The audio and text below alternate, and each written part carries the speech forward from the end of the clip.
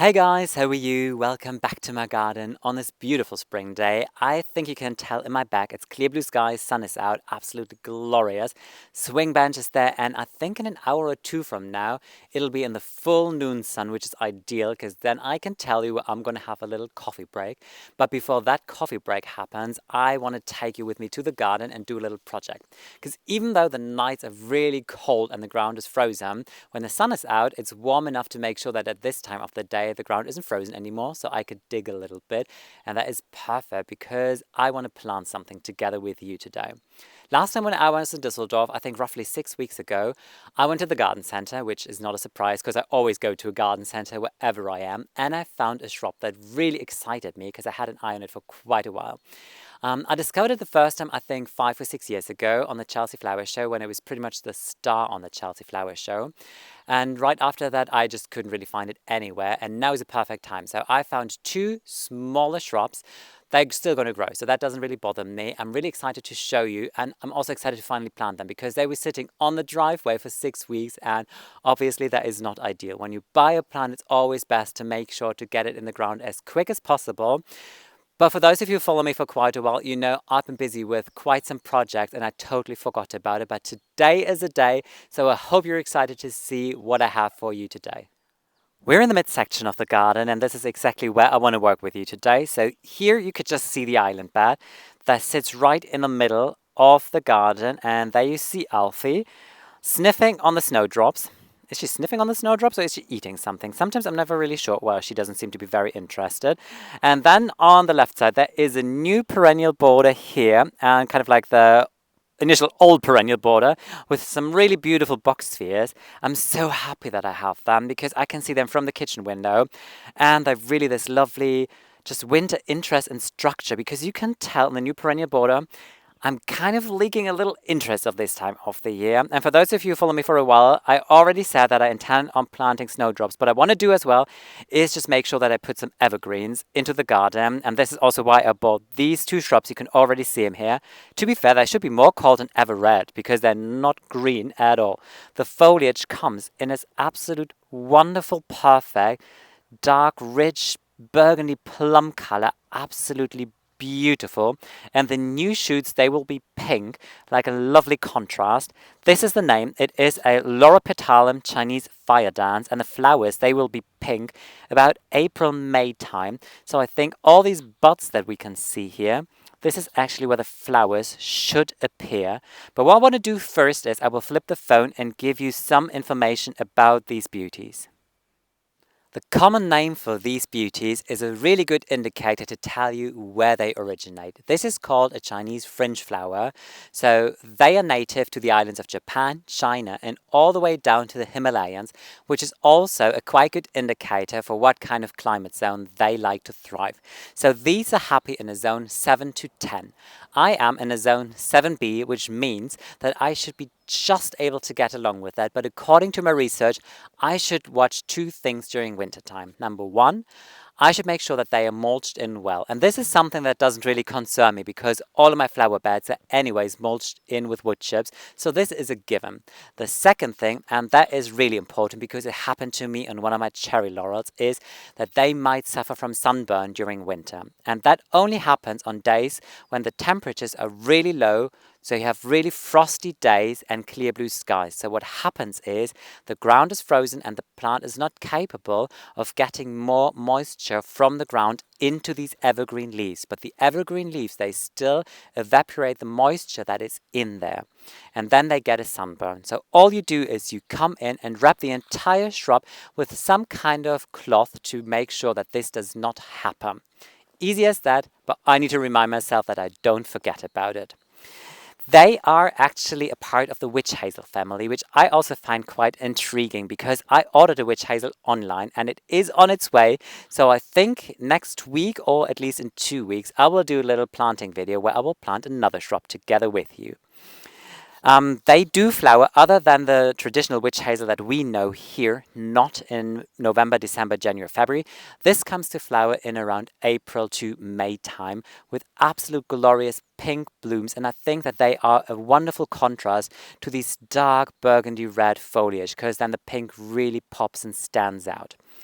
As I said, this is an evergreen or an everred basically, which is ideal if you are intrigued in adding any kind of winter interest to your garden. I mean, everybody works with kind of like the common things that you do, like dogwood is very popular for its red stems in winter.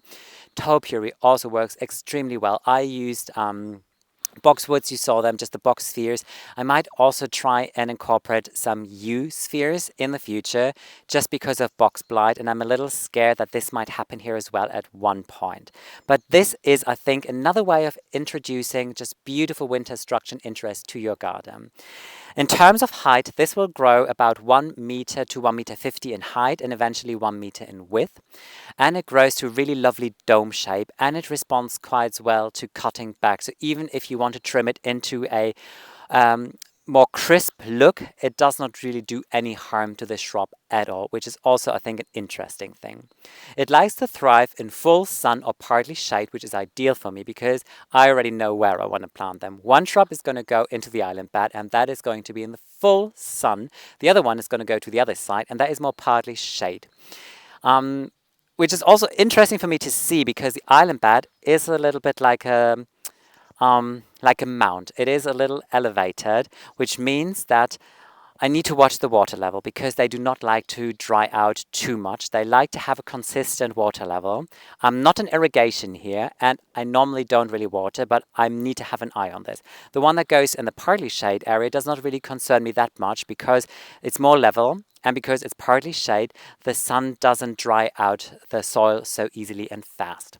It likes to thrive in rich soil and, as I said, in a steady, moist soil. I think these are pretty much all the information that I can give you about it. So what I'm going to do now is show you where I want to plant them. And before I plant them on the island bed, I'm also going to do a little bit of a transplanting. So I hope you're excited to see where I put these. This is where I put both of the shrubs. So one went here into the island bed, and the second one is just there. So kind of a little bit with a distance to the box spheres.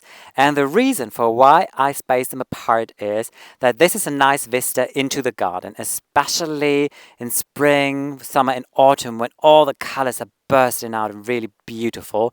And I like the idea of having the same plant in different areas of the garden so your eye gets drawn to the back of the garden. I think that just helps with the vista.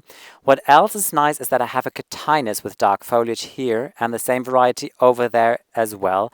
So I try to make sure that I group plants together so it kind of is cohesive and it makes sense together. And by using the same varieties, it is a lot easier sometimes to look at a garden to understand it. What I have here is a lovely drift of lilac flowering roses. They are called novales, and I have the same variety then also over here basically next to where we want to plant the shrub. Let me first talk you through where I'm going to plant this one here. So this is just underneath a cherry tree, and in front of it I have 4 plants, Bistorta. I really love Bistorta, but if you saw my video about Bistorta last autumn, there is a variety that I love, and that is called JS Kalo. And then I had Taurus and Fire Trail, and I think this one here is Taurus, and I was not so happy with it. So what I'm going to do is dig it up. They will go down to the slope because I can't throw them away possibly. I've already ordered new plants of JS Kalo, so they're bound to go in here, I think, beginning of May probably. And when the plants are gone, I could just like make sure to remove the wood chips here and improve the soil. Just get out some of the old soil, get some new soil in there, prepare the soil for the shrub, and then plant it. When I plant it, I always add a good handful of bone chips as usual. Oh, look, who's waiting there with her stick, waiting for me to play with her. So I think before I actually plant, I'm going to spend like a couple of moments with little Miss Alfie. Let me just show you where the second shrub goes, because I think this is going to be really beautiful as well. This is more partly shade because there is this old plum tree here. Well, it's not that old, but still there is a plum tree here. And I have, as I said, 3 roses here as well. So it is the same idea as on the other side. The shrub is here, and then there is a drift of sedum at the front row here. So I feel the combination of the pink flowering sedums with the dark foliage will be really intriguing. And as well, these like lilac, beautiful, romantic flowers of the rose in combination with the foliage will be beautiful. And then I have dark foliage here and dark foliage there because the cotinus is going to come back soon as well. So I feel I'm going to break the pattern of only having green everywhere, and red foliage is something that really intrigues me, and especially since I play up the game of like using tones of purple and red and flowers, and then I have this really dark red foliage. I think it's just a lovely combination here. But before I start planting or do anything, I'm gonna spend a moment with you, Missy.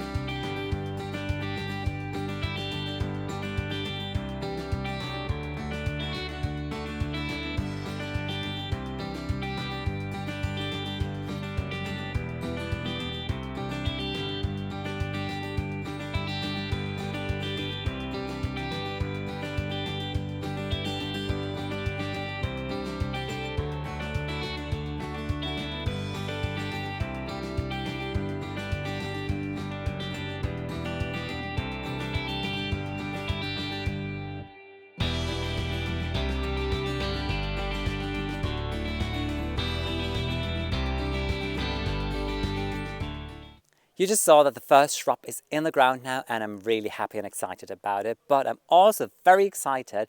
You could see that I took out a lot of the old soil, came in with bags of new garden compost, hands full of organic bone chips, dug it all under. So I've prepared that area already for when I come in with my bistorter. I just need to put them in, because what happens now is the bone chips, microorganisms will come in and break them down to nitrogen, which is perfect. This is what a lot of perennials love and feed on. So I prepare the soil. This is something I generally do. I hardly ever feed a plant. I feed the soil, and the bone chips are doing just that. So I'm just happy that this job is done as well, because when I have my bistorter, I could just come in there, put them in, and this is a 5-minute project. I'm loving it. What I want to show you quickly is how it looks. Here comes the finger and pointing at something game again that I absolutely love. There it is, the dark dot in my back, and you can tell it is very close to a hellebore, and that one is just about to come to bloom. So I don't want to lift it, because then, yeah, that will be it. So I'm just going to let it do its business, and when the blooms are spent, I'm just coming in with my shovel, lift it up and put it somewhere else, because they are planted way too close. That is not good, so I really need to change that. But I think the one thing that you know as well is when you plant a shrub or something, you put the pot on the ground, you feel like, oh yeah, this is going to be for an instant impact. And then it is in the ground, and suddenly it's like 30 centimeters deeper actually to what you've seen it before. And you kind of go, cute, yeah. And that was exactly the feeling that I just had. I put it in and I was like, oh my, it's even smaller to what I thought it would be. But it is all right. I'm just happy. I'm happy with the result, and I'm really looking forward for it to grow in and do its thing, because I think it will be so beautiful. What I want to do now is I prepared already everything back there, hidden behind the boxwood spheres.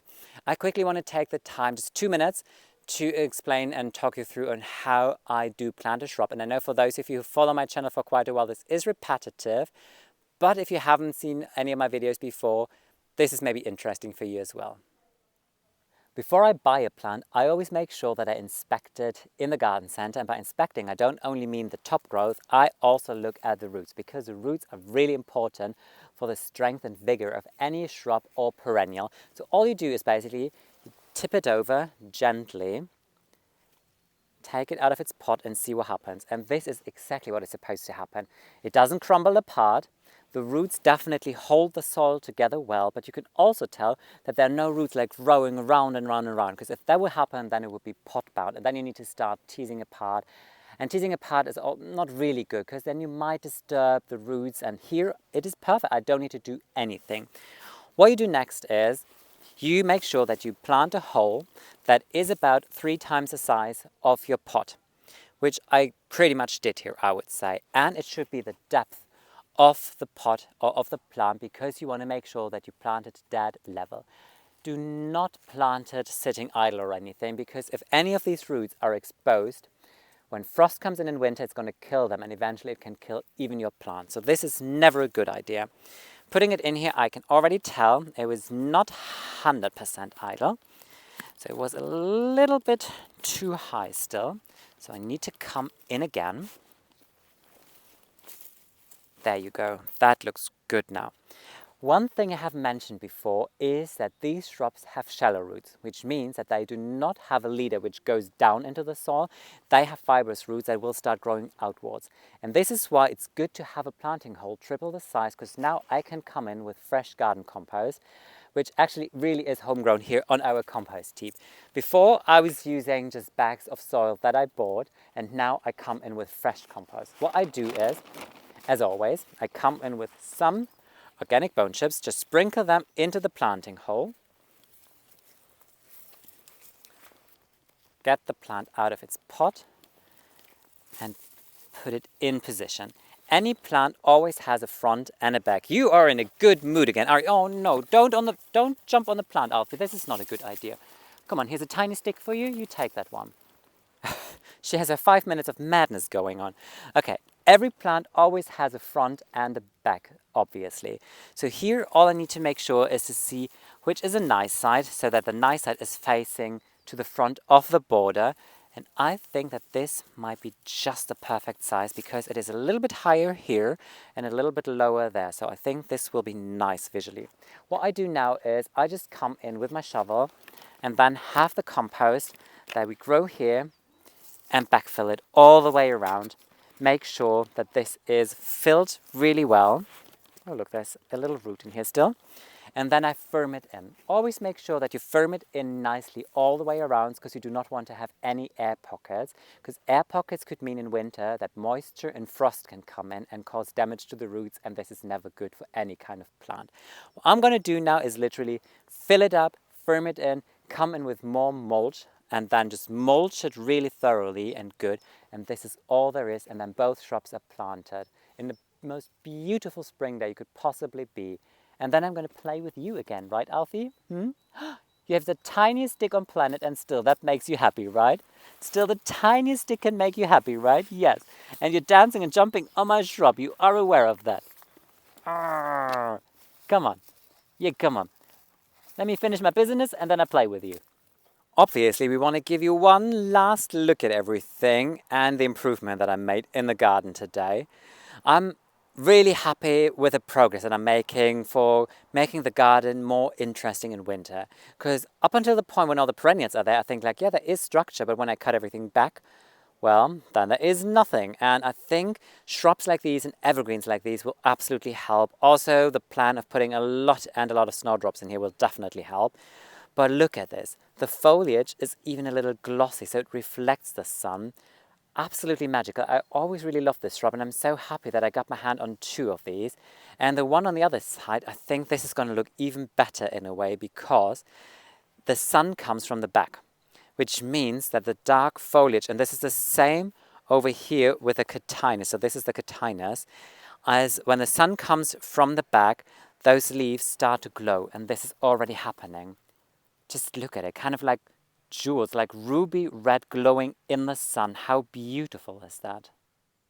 You guys, I'm going to call it a garden day, and guess what? I completely forgot about my plan of having a coffee break in the sun on my swing bench. I was so in my project that I forgot about everything. I was so excited, and I'm so happy that it's done. But I'm going to do a lovely break now. So I'm about to go make myself a coffee and then go to the back of the garden, because at the slope there's a sun now on my bench, and this is beautiful. I just want to take the time to quickly say 2 more things to you. First thing is, thank you so much for everybody who watched yesterday's video, because when I edited the video, that was an eye-opening moment for myself, because I'm not delusional. I know my audio is not ideal in some moments, and especially indoors, it is a little hard to watch the video, because I also watch garden videos, and I don't like to watch something where the audio is not on point. So what I did last night is I watched at least 2 to 2.5 hours of YouTube videos only about microphones. Who would have ever thought that that moment arrives, because I'm not a tech person in the slightest. And I think I found something good. I'm really confident I placed an order. Let's see when it arrives. I hope you get to see the difference then, or hear the difference pretty much, when I have a new mic set. Second thing I want to say is, obviously, thank you so much for watching today's video. Also, thank you for always leaving comments here. I'm so happy to read them. They are the light of my day. Really, they make me so happy. And also thank you for everybody who subscribes to my channel. This is also just a wonderful appreciation in a way, that you really get to enjoy what I do here. I just love to share these garden moments with you, and I really feel like that something comes back from you, and that just makes me generally very, very happy. So thank you again. Hope you have a wonderful Saturday as well, and I would love to welcome you in my garden very soon again. Take care, guys. Bye.